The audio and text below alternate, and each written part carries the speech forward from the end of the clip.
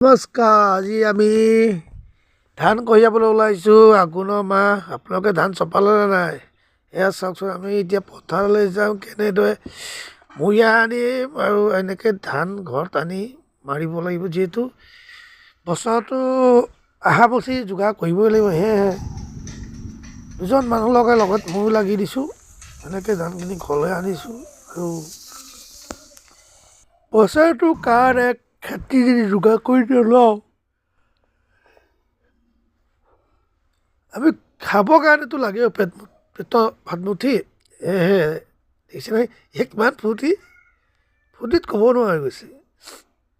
আৰু আপোনালোকে এনেদৰে কঢ়িয়াইনে, কোনে কোনে কঢ়িয়াই জনাবচোন কমেণ্ট কৰি। কিছুমানে কয় মই বোলে ভিডিঅ' বনাই থাকোঁ, মই বোলে একো কাম নকৰোঁ। সেয়া তাকেহে আপোনালোকক অকণমান দেখাই দিছোঁ যে মই কাম কৰোঁ নকৰোঁ, কি কৰোঁ, ক'লৈ যাওঁ। যিহেতু মই এখন কলেজত কৰ্মৰত আৰু লগত খেতি বাতি কৰোঁ। এনেকৈ আৰু ঘৰখন চলাই নি আছোঁ। যদি আপোনালোকে ভাল লাগে লাইক কমেণ্ট শ্বেয়াৰ কৰিবলৈ নাপাহৰিব।